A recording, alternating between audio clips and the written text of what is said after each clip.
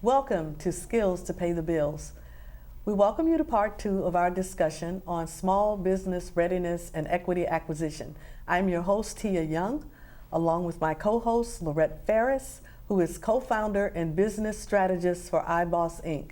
Our special guests are Corey Wilburn, co-founder and CIO for iBoss Inc., Bob Ripien, CEO and Director of Acquisitions of Silverado Investment Group LLC, and Fernando Suarez, CEO of Fernando Suarez Income Tax.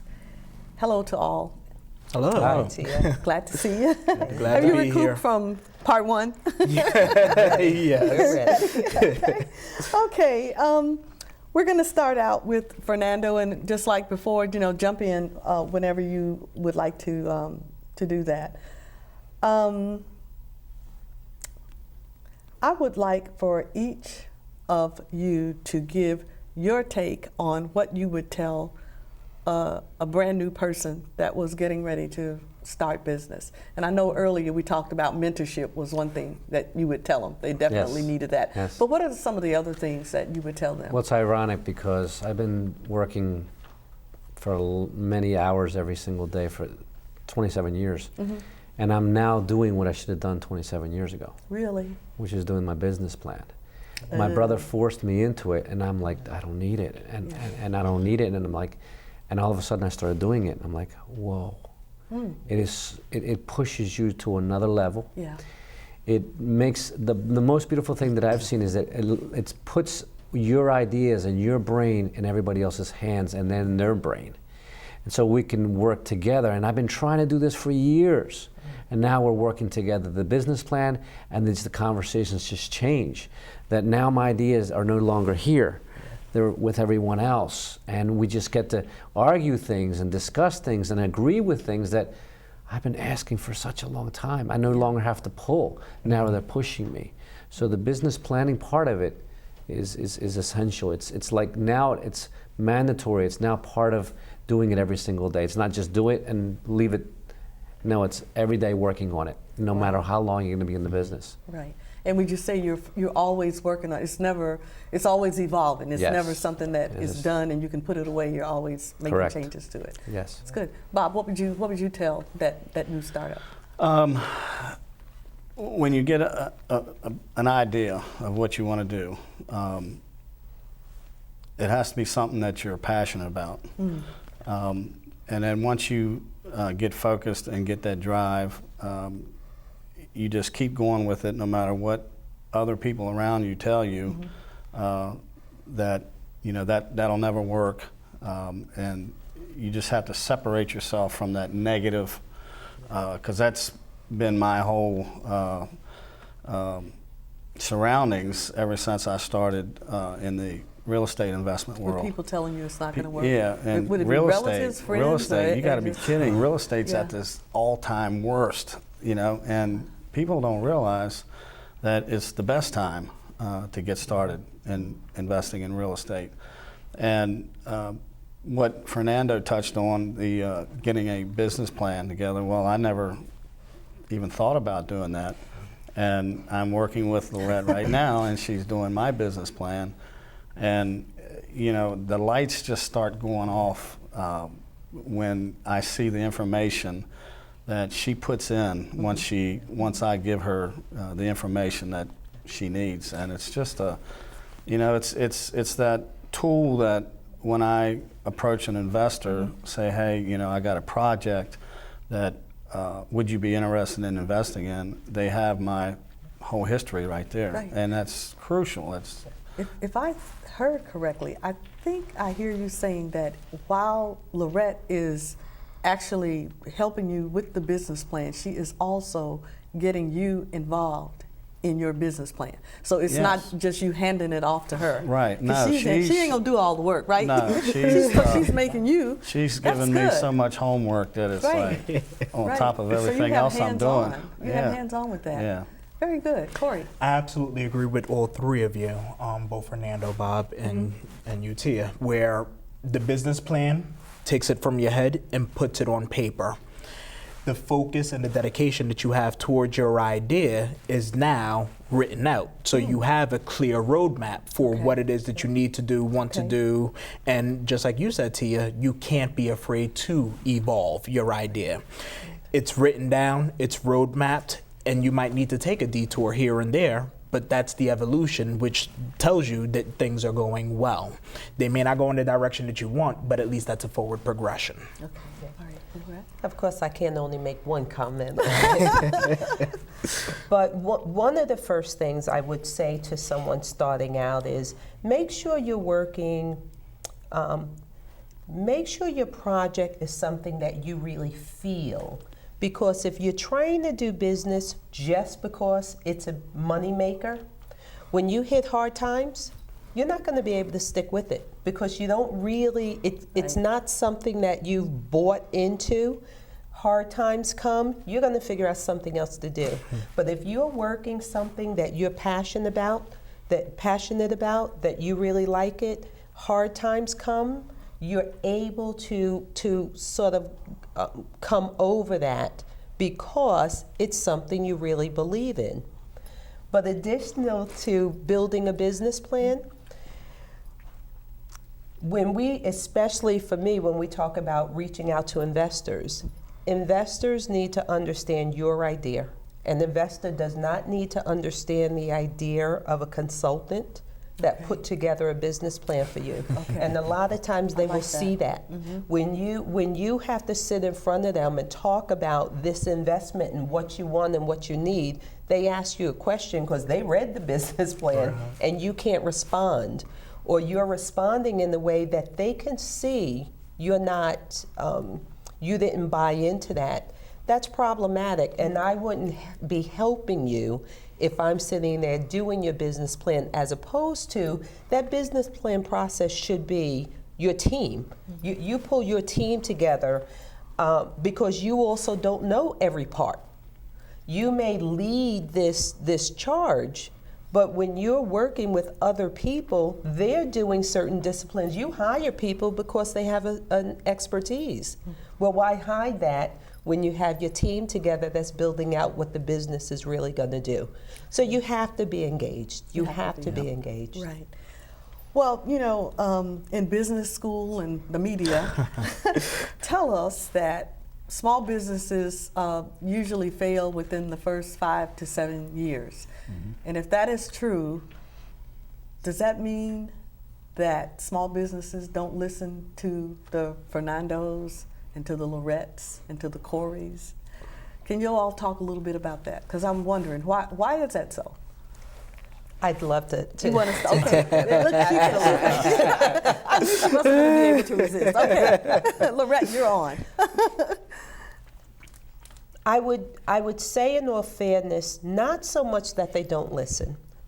Just like when you're raising a child has to experience things for themselves to get a sense of what it is they can do or they can't do. When you're growing a business, that's your baby. And you're going to take that charge, and you stepped into it because you know what you're doing and you know how you have to do it and all the rest of that. And when somebody is telling you something that doesn't fit with what's in your head, you sit there and listen to them, but you're going to go back and do what it is you felt you needed to do. One of the things I did when I initially started consulting years ago, I learned very early on that if before a company was in business for a good 2 years or so, they don't necessarily listen to a consultant, and understandably, because they believe they know what they're doing. That's why they stepped into it. Right. So I think sometimes it takes a little bit of seasoning before they then start knowing what they don't know, and now they're ready to reach out and listen and try to understand and do. So Right. I think that's just a natural part of growth. In the beginning, they don't listen. Like the progression. Right. I Fernando, can, Bob, I no, can say I'm an sorry. amen to that, because back in my younger days, I tried to start up some businesses, and I was acting as the Lone Ranger. Like, I don't, it's like she said, I don't want to hear anybody tell me how to run my business. And I failed at those businesses. And but I knew that there's something out there that I can do and be successful at. And you're exactly right about at my age now, I'm just realizing that I have to have my team in place in order to make things work. Okay. And all right.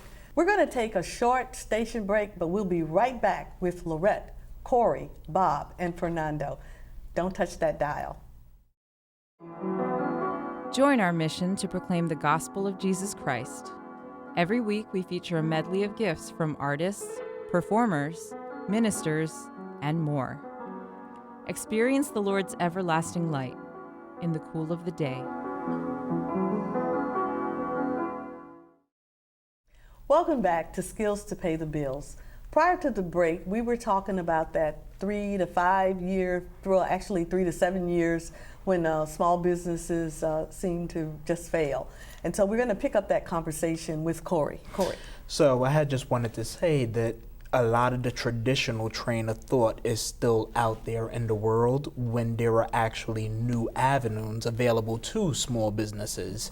So not only is the experience important off of past history and personal experience and business experience, but then also to have the courage to even start your own business and then to be able to seek out the new avenues in order to finance, fund, raise the capital that not a lot of people know of because they still get stuck in the traditional sense of having to go to a bank in order to get a loan. That then if your company fails, now you still owe the bank, but there are other avenues in order to make your business successful. Right, right. Well, Fernando, I believe earlier you talked a little bit about mentorship. And I'm thinking that kind of along with an advisory board of some type. Many of us are afraid to go to people that are successful because one, we don't think they'll have time for us. Number two, they may want to charge money and we're already struggling with money. So can we talk a little bit about, number one, the type of investors you need and how do you approach them? The type of investors? Not investors, I'm sorry, Of the type mentors. of mentors, the advisory okay. board, that's what I meant to say. Well, I I got investors on the mind, those angel investors, I got them on the mind. over time I discovered that mentors enjoy giving all their information away. You think that, oh no, he's going to charge me, his time is too valuable, their time is too valuable, how do I approach it, when do I ask? Actually, mentors are so happy to give it away because you've been successful and now you want to give it to everyone else. They've reached an age of maturity or a time of maturity, and when someone comes up to me and says, can you teach me? I'm like, wow, thanks, I'd love to. It's so easy, and then we just have to ask for it, and we're afraid we don't know. But I'm saying that's the first thing that we have to reach out for. I have plenty of people that have come to me and they intern for free just to talk to me. And I'm like, Wow. no, come and let's get something going here. And they walk out 10 minutes later, or 10 hours, or 10 days later, they change their lives. Wow, that's So great. you getting that mentor is going to change your life at the same time. Okay, So it's crucial. okay. Are any other comments to that? Yeah, I want to touch a little bit about the mentorship. When I started out, I said before, I had to end up paying a lot of money for mentors, and I kind of see both sides of that. When you pay somebody to do it, they're just going to give you information, and then when you try to approach them on a personal level, they just don't want to interact with you as much. And then I started finding other like-minded people that wanted to share their knowledge and information, and so that's where I'm at now, because it's all about talking and getting out there and socializing and going to these real estate investor clubs, and I'm even finding myself people coming up to me and asking me for advice Wow. in investing, and that's Good. I'm like, Fernando, wow, that's a feel good Yes. situation, and I'm the same way. I'll give you everything I know, Right. and if that's going to help you get started. Wow. So Bob, you're in favor of networking, because there's some people say, oh, these Absolutely. networking groups, they don't work, that's a waste of Absolutely. time. Yes. So what about the rest of you? In favor of networking Absolutely. opportunities? Absolutely. Business is relationship. That's Yeah. point Yes. blank. Period. End. And that's it. Yeah, Business that's is true. relationships. Yeah, That is you true. really do. You have to network. That's how you build in your prospects. But also in business, there are new tools, there are new thoughts, there are new ways. And how do you learn it unless you're talking with someone who's Right. saying these things? Because sometimes we get so lost in our business That's that true. we wouldn't get other information. Just in Right. this program, we started a conversation after the station break, and, Right. and I'm intrigued. I mean, just talking and meeting new people and getting more information. We did it just now. Exactly. There was something that I heard recently which resounded very loudly with me. You could be in an elevator doing a sales pitch to one person, but even though that person may not be interested, the person in the corner of the elevator may be interested in Right. what you have to say. So if you go out to the networking events, whether you enjoy it, whether you don't, whether it's something that's catered specifically for you or whether it's not, you might come across somebody that opens up a whole new world for you. Wow. I like that. Well, you know, I'm going to go down to almost my last question because I want to make sure we get this in. And Lorette, in the next 90 days, you're going to be launching a cable television production on probably Village Connector, maybe? Yes. And it's going to be entitled Perfect Pitch. Can you tell us about that? I'm excited. Yes. So that's Pitch Perfect. Oh, I got Perfect Pitch. It's Pitch Perfect. Pitch Perfect. Sorry, okay. That's okay. Okay. Pitch Perfect is designed to help businesses that are interested in engaging investors understand how to stand in front of a group of investors and talk about their opportunity. They're going to learn to pitch perfectly. And we've started it under a meetup group that we do every Wednesday, where the second Wednesday of every month, where businesses that would like to test can do that. And you know, we started that platform so that we can test how it works and then migrate it into the actual show. Wow. So I'm very interested. I look at it sort of as the think about Toastmasters for people learning to pitch their business opportunities. A lot of this is happening today. You have your demo days and all the rest of that, but mainly in the community, the small businesses, the startup businesses don't have access to that. Right. I wanted to create a platform where they have access. And we're going to look to also do it where we're incorporating it via live streaming, so a person doesn't have to be in the Maryland, D.C. area to be on Pitch Perfect. Wow. So I'm very that's excited about getting So that going. will it just be you and the people that are doing their pitch perfect, or will you have angel investors or bankers, or who will be a part of this? So it's really staged where I'd like to see businesses testing their skills at pitching at the meetup groups on Wednesday. It's free. You get an opportunity to come. The members of the group have fun because we break into one group play role as investors, and the other group play roles as advisors. And so they receive input from those. If they take that input and are really interested in now coming on the show, when they come on the show live, now they're going to get some live advisors giving them input. Okay. Correct what we're saying, and then you become eligible to be on the special show, which is done quarterly, which will have a panel of investors. Wow. So that means they have an opportunity to get some money. And not only so there are live investors, but remember this is on air. Right. So who knows what other investors are looking at the show? Yeah. So it gives them an opportunity to truly put their information out there. Wow. How is that different from some of the shows that are currently on, I think, like Shark Tank? I'm really working at building this from the standpoint of getting prayerfully getting some real access to real capital on a broader basis. Okay. You know, a So lot of that's the different. shows, Yeah. there were That's different. individuals with capital that are looking, you know, project by project in possibly investing. I want to open up that space for people to have more availability. Okay, very good. Anybody have any questions about that? Does that sound exciting I want to to you be on there. guys? You wanna be on there? Candidate. I've talked to businesses, owners who are like in their late 40s and maybe mid 50s. And they haven't really done anything about retirement because every dime that they've made has gone into the business. And some of them are getting a little concerned about that.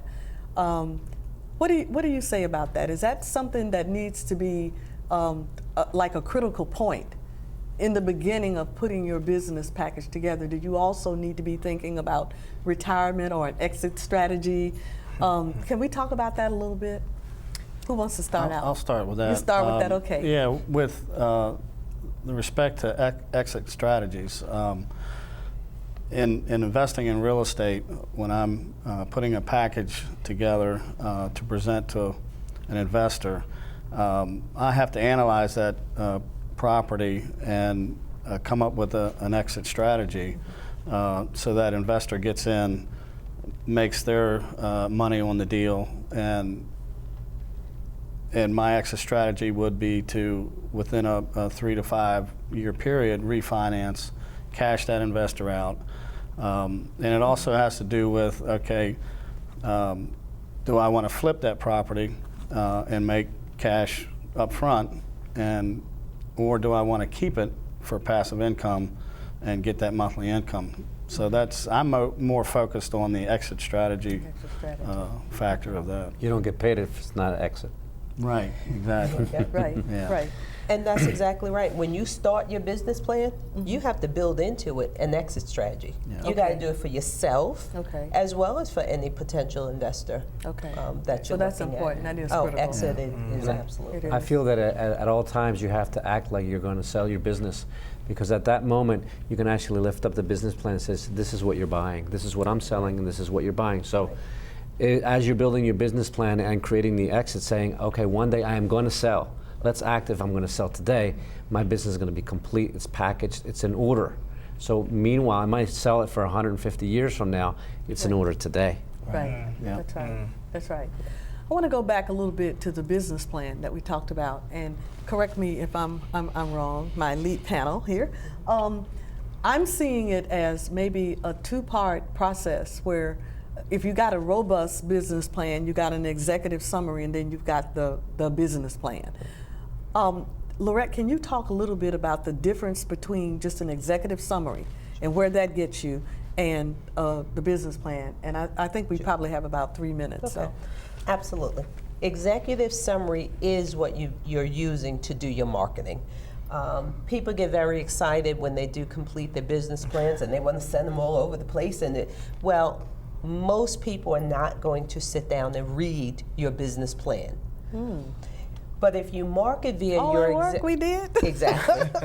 You market via your executive summary, because that's a 2 to 4 page something that someone can flip through fairly quickly. Now, if they're interested, they're then going to ask for the full business plan. That's who you then send the full business plan to. And what I would also say, even when it comes to your executive summary, most of the time you want to make it blind. You want to talk about the characteristics of the business, but you don't necessarily want your name, your specific information, because if you're using it in marketing, there's some proprietary level of information that you don't want to have in it at that point. Right. And again, now when someone is interested because they like what they see in that executive summary, now you can send them, again, the full plan that does give the proprietary information that you might want to be mindful of when you're sending it out there. Okay, so there's a strategy. There's absolutely a strategy. Right. Yes. That's good. Corey, did you look like you want to say something? Oh no, on I that? just absolutely agree with the strategy portion. Yeah. Got to be strategic. Right. And then on the, executive summary is anywhere from 2 to 4 pages about. Yeah, you know, it can change, but a little basically, bit. yeah. And then the business plan, I guess you've got financials and just the whole, everything Yeah, it is can be included of in any that. size. I'd probably tell you in general, you're looking at 30, 35 pages, Pages, okay. which is going to include all the financials. Okay, all right. Well, we have about a minute, so each one of you have like 8 seconds to, to sum it up and have a last word of what you would want our viewers to know. I believe that meeting Loretta has been a blessing, and I believe in her mission and what she's doing with her business, and it's well needed in the market she's looking at. So I'm thankful to God that I've come across her. Bob? Yeah, I definitely feel the same way. I was at that point where I didn't know where to turn and how to get over that next hurdle. And I met Lorette. She is my angel, and she's gotten me to the point where I'm there Very now. good. Well, I got to wrap it up. So That's fine. you guys don't get to give away. My good friend, our time is up, and we want to thank you for the 2-part interview on small business readiness and equity acquisition. Lorette will be joining our team as an interim host for our fall and winter seasons. We are looking forward to the great content that she will bring. If you have any questions or comments about our show today, please send me an email to the address scrolling below. See you next week. Bye-bye.